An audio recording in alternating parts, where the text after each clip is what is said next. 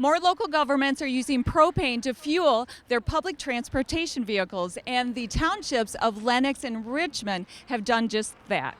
Jeff, you are with EMS. Tell us about this new project. You're providing great service, public transportation using propane vehicles. So the propane vehicles are new. The project began actually about 20 years ago when we were receiving calls in our 911 center for especially our seniors and disabled population who needed to get to medical appointments, dialysis, oncology, things of that nature, and had no transportation to get there, and certainly an ambulance wasn't an appropriate means of travel. Well, we can't use the ambulance for those visits, but it's really important to get those local people to those visits. Absolutely. Having people healthy in your community actually reduces the number of calls for EMS service and allows us to focus on the really critically ill in our community. So we've got a paratransit vehicle right behind us. So this is one of the vehicles that you use. Yes, these are wheelchair lift equipped vehicles to meet the needs of the seniors and the disabled in our area. And you actually got rid of some diesel vehicles and replaced them with propane. We did. We had 4 diesel vehicles and we replaced them with the new propane vehicles here in December.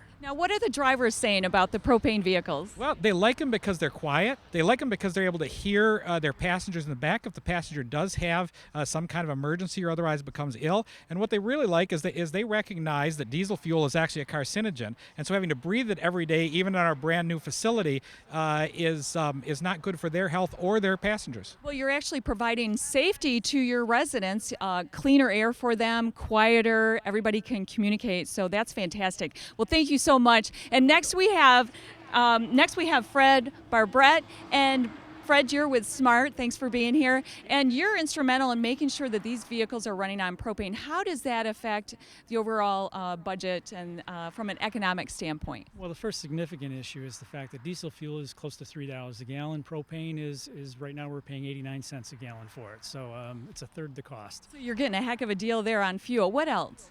Well, probably one of the more significant impacts is diesel vehicles, in order to be relatively clean, have much more complicated exhaust systems.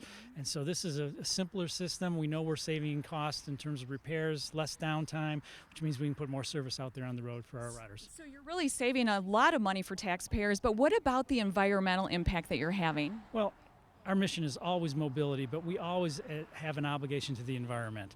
And so there's a reason that there are not diesel-powered barbecue grills out there. Propane is a safe and clean fuel. Right. The EPA does recognize that it is a clean fuel, very minimal carbon footprint. And I know that smart vehicles, the smart bus system, is reducing hundreds of thousands of pounds of particulate or emissions from the environment. That is correct. We're in the process of converting our entire small bus fleet to propane. We have almost 100 vehicles that are powered by propane now. Well, that's fantastic. Thank you so much.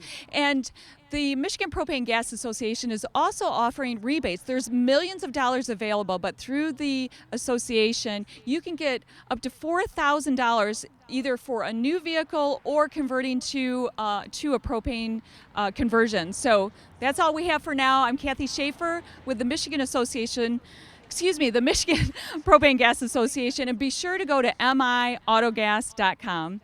Thanks for tuning in.